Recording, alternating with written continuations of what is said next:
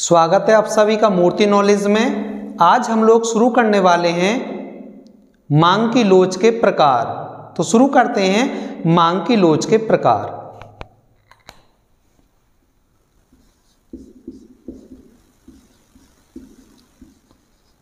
मांग की लोच के प्रकार। तो मांग की लोच 3 प्रकार की होती है। इसे इस तरीके से समझते हैं। पहला है मांग की कीमत लोच। मांग की कीमत लोच। और दूसरा जो इसका प्रकार है वो है मांग की आय लोच। और तीसरा जो इसका प्रकार है वो है मांग की आड़ी लोच। तो ये मांग के 3 प्रकार हैं। आज हम लोग जो सबसे पहले डिस्कस करने वाले हैं वो हम मांग की कीमत लोच पर डिस्कस करने वाले हैं। तो हम लोग शुरू करते हैं मांग की कीमत लोच को।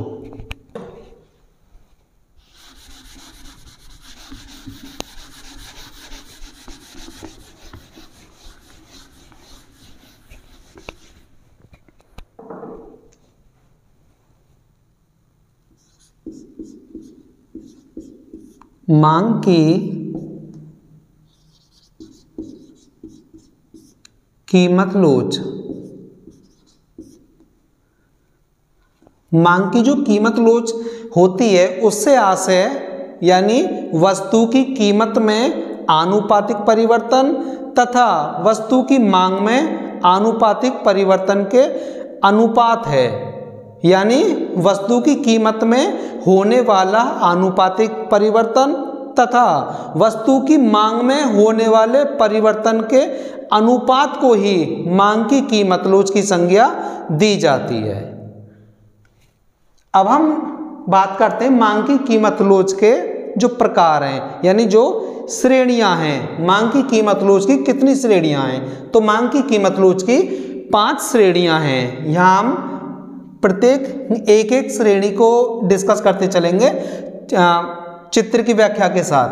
तो पहला जो मांग की कीमत लोच की श्रेणी है उसमें जो पहला पॉइंट है वो है पूर्णतः बेलोचदार मांग। पूर्णतः बेलोचदार मांग। तो पूर्णतः बेलोचदार मांग वो मांग होती है जिन पर या वस्तुओं पर जिनमें कीमत के बढ़ने घटने का कोई प्रभाव नहीं पड़ता है या जिन वस्तुओं की कीमतों के घटने बढ़ने का मांग पर कोई भी प्रभाव नहीं पड़ता है, ऐसी वस्तुएं पूर्णतः बेलोचदार मांग कही जाती हैं। जैसे कि इसमें आती हैं अति आवश्यक वस्तुएं। अति आवश्यक वस्तुएं। अति आवश्यक वस्तुएं जैसे नमक। जैसे नमक। और इसीलिए इसे शून्य मांग लोच भी कहते हैं। इसे शून्य मांग लोच। इसीलिए इसे शून्य मांग लोच भी कहते हैं क्योंकि इसमें वस्तु की मांग पर कीमत के बढ़ने घटने का कोई भी असर नहीं पड़ता है, इसलिए इसे शून्य मांग लोच भी कहते हैं। इसे एक चित्र की सहायता से हम लोग समझेंगे। ऐसे ही हो गया एक्स अक्ष, ये मूल बिंदु O और ये हो गया Y अक्ष। तो यहां पर हो जाएगा x वस्तु की मात्रा और यहां पर x वस्तु की कीमत, इस प्रकार यहां पर ये मांग वक्र हो जाएगा। ये डी डी मांग वक्र हो गया, जो कि वाई अक्ष के समानांतर बना हुआ है। मान लीजिए कि उपभोक्ता इस ओपी कीमत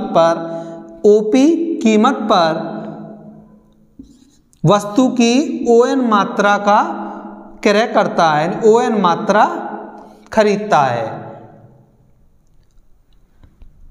या ON मात्रा या फिर PQ, एक ही बात है, इस OP कीमत पर। अब क्या हुआ, वस्तु की कीमत बढ़कर OP से OP1 हो जाती है, OP1। लेकिन हम यहां पर देख रहे हैं कि वस्तु की मांग में अभी भी कोई भी वृद्धि नहीं हुई है, वो अभी भी केवल ON ही है, या हम कहें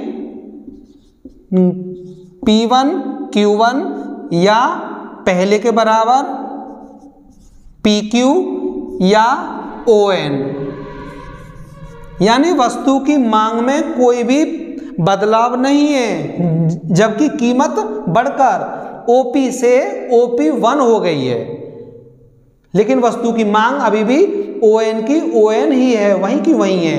तो इसीलिए यानी जो अति आवश्यक वस्तुएं होती हैं, जैसे कि नमक, मान लीजिए कि नमक का पैकेट 20 रुपए का आ रहा है, अब इसकी कीमत 20 से 25 या 30 रुपए की हो जाती है, या फिर यह 5 रुपए की हो जाए, तब भी हम एक ही पैकेट खरीदेंगे। अब ऐसा तो है नहीं कि 20 रुपए से 5 रुपए हो गई तो हम इसके 20-30 पैकेट ले आएंगे, तब भी नमक का हम केवल एक ही पैकेट लाएंगे। और यदि 20 से 30 रुपए का एक पैकेट हो जाए नमक का, तब भी हम लोग एक ही पैकेट लाएंगे। तो इसका मतलब ये है कि पूर्णतः बेरोजगार मांग जो वस्तुएं होती हैं, इनमें उन वस्तुओं को शामिल किया जाता है जिनमें कीमत के बढ़ने घटने का मांग पर कोई भी प्रभाव या ना के समान भी प्रभाव नहीं पड़ता है। तो ये था पूर्णतः बेरोजगार मांग, या जिसे हम शून्य मांग लोच भी कहते हैं, ED बराबर शून्य। जो इसका दूसरा जो प्रकार है,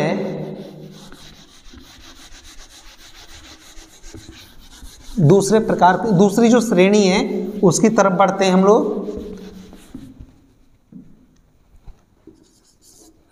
दूसरी श्रेणी है इसकी पूर्णतः लोचदार मांग, या जिसे हम ED बराबर अनंत, यानी जिसे हम अनंत भी कहते हैं, यानी जिसमें जो मांग वक्र होता है वो x अक्ष के समानांतर होता है, यानी कीमत में ना के समान परिवर्तन होने पर या बिल्कुल परिवर्तन ना होने पर भी मांग में बहुत अधिक बदलाव हो जाए, और ऐसा परिवर्तन पूर्णतः लोचदार मांग की श्रेणी में आता है। इसे चित्र की सहायता से समझेंगे हम लोग। ये x अक्ष हो गया, मूल बिंदु O, और ये y अक्ष।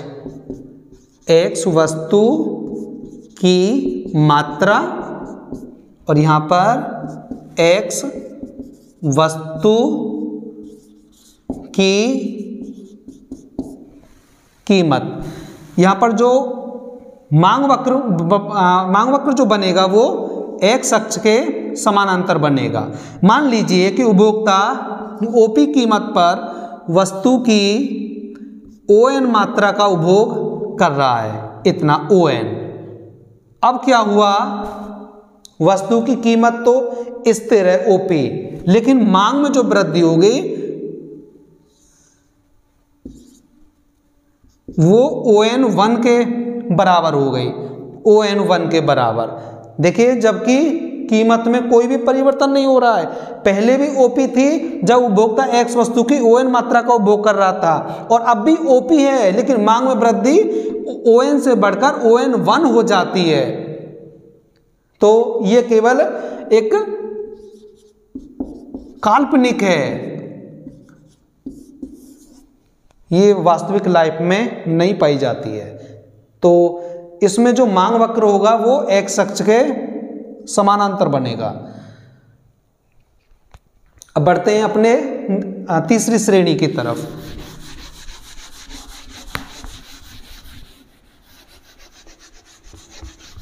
जो तीसरी श्रेणी है वो है इकाई से कम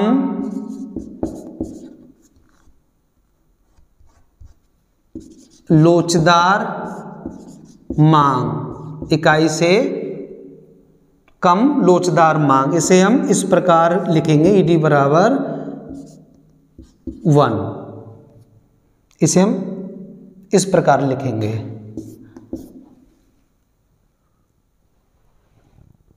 इसका मतलब ये होता है कि जब वस्तुओं की कीमत में बहुत अधिक परिवर्तन होने पर मांग में बहुत कम परिवर्तन हो, तो उसे इकाई से कम लोचदार मांग कहते हैं। इसे चित्र की सहायता से हम लोग इस प्रकार समझेंगे। और ऐसा आवश्यक वस्तुओं के संदर्भ में होता है। आवश्यक वस्तुएं जैसे गेहूं, चीनी, चाय आदि के संदर्भ में होता है। इसे चित्र की सहायता समझेंगे। मूल बिंदु O हो गया, ये X अक्ष, और ये Y अक्ष हो गया।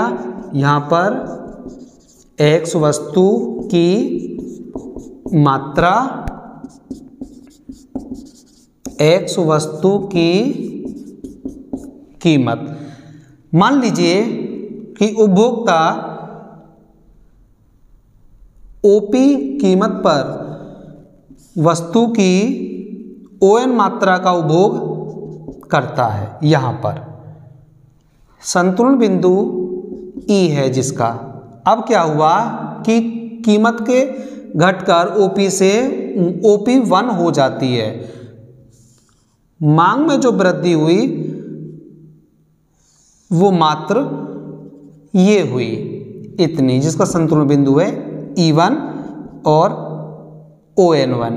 तो हम यहाँ पर देख पा रहे हैं, अब इनको मिलाने वाली एक कीमत रेखा, मांग वक्र इस प्रकार से, यहाँ ये हो गया DD मांग वक्र हो गया। तो हम यहाँ पर देख रहे हैं कि पहली जो कीमत रेखा थी वो OP है, और OP कीमत पर उपभोक्ता वस्तु की ON मात्रा का उपभोग करता है, जिसका संतुलन बिंदु है E। और फिर कीमत लगभग 20% कमी आई, लेकिन जो मांग में जो वृद्धि हुई वो मात्र 10% की वृद्धि हुई। तो यानी कीमत में कमी ज़्यादा आई, या हम कहें कि कीमत में परिवर्तन ज़्यादा हुआ और मांग में परिवर्तन बहुत या उसके लगभग आधा हुआ। बहुत या तो कम हुआ या लगभग वृद्धि के आधा हुआ। यानी जो कीमत में परिवर्तन हुआ है, मांग में जो परिवर्तन हुआ है वो कीमत के परिवर्तन के लगभग आधा हुआ है। तो इस प्रकार भी हम इसे कह सकते हैं। तो ये आवश्यक वस्तुओं के संदर्भ में इस प्रकार चित्र आपको देखने को मिलेगा।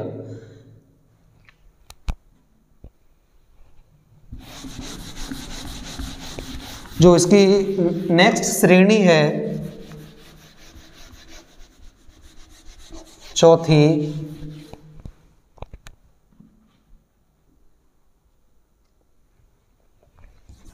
वो है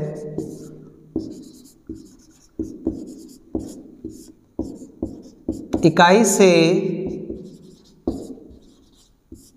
अधिक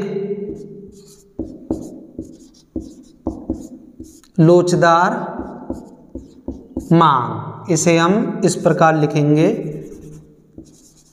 ED बराबर 1,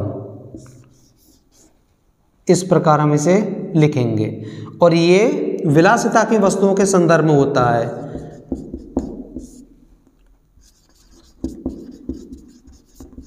विलासिता की वस्तुएं जैसे कि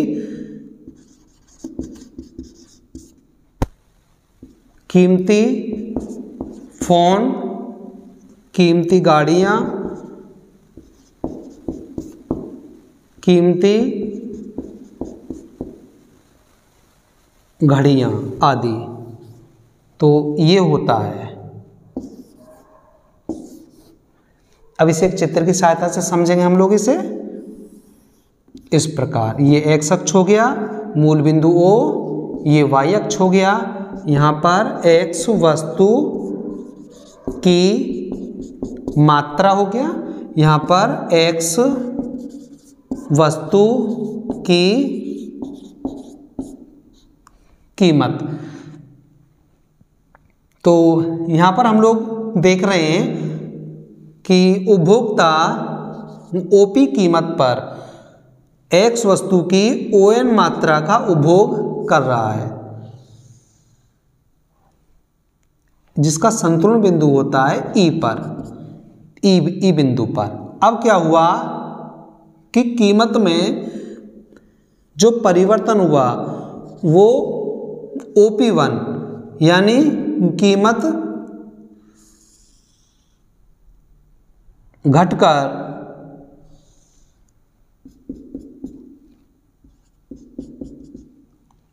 कीमत पहले OP थी और अब कीमत घटकर OP से OP1 हो जाती है। तो मांग में वृद्धि ON से ON1 हो जाती है, यानी जो कीमत में जो परिवर्तन हुआ है वो मात्र 10% का परिवर्तन हुआ है, यानी कीमत में कमी केवल 10% की आई है, और जो मांग में जो वृद्धि हुई है वो 20% की वृद्धि हुई है मांग में, इस प्रकार से। तो इसे एक चित्र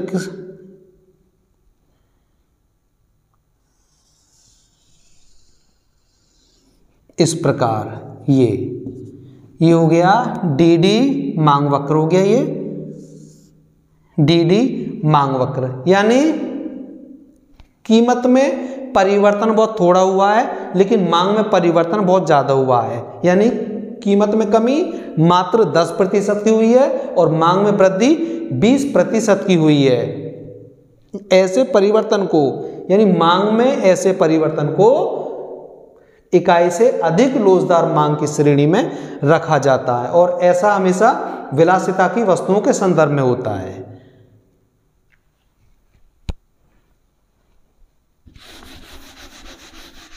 जो इसका पांचवा और लास्ट जो इसकी श्रेणी है उसे समझते हैं हम लोग, यानी इकाई लोचदार मांग या इकाई के बराबर लोचदार मांग।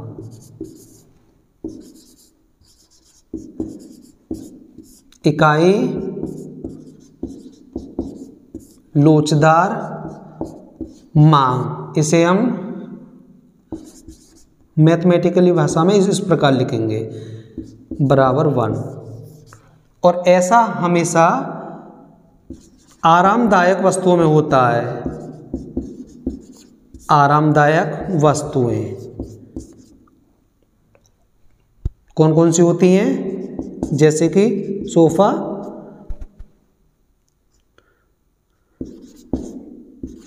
फ्रिज, AC हो गया आदि, जो इस प्रकार की वस्तुएं हैं जो कि बहुत ज़्यादा कीमती नहीं है लेकिन व्यक्ति को आराम देती हैं, व्यक्ति उनमें अपना थोड़ा आराम महसूस करता है। तो इसे हम चित्र की सहायता से इस प्रकार समझेंगे। ये हो गया X अक्ष, मूल बिंदु O, ये Y अक्ष हो गया। और इनमें एक चीज़ महत्वपूर्ण जानने वाली ये है कि जितना कीमत में परिवर्तन होता है या जिस अनुपात में वस्तु की कीमत में परिवर्तन होगा उसी अनुपात में वस्तु की मांग में भी परिवर्तन होगा। जैसे शुरू में मान लीजिए कि ओपी कीमत पर उपभोक्ता एक्स वस्तु की ओएन मात्रा का उपभोग करता है। एक्स वस्तु की मात्रा और एक्स वस्तु की कीमत, यहां संतुलन बिंदु हो जाएगा इसका ई। अब क्या हुआ कि वस्तु की कीमत ओपी से घटकर ओपी 1 हो जाती है, तो यहाँ पर एक्स वस्तु का उपभोग भी, एक्स वस्तु की मांग भी ON से बढ़ाकर ON1 कर देता है, और यहाँ पर कीमत हो जाती है OP1, और जो संतुलन बिंदु होगा इसका वो होगा E1।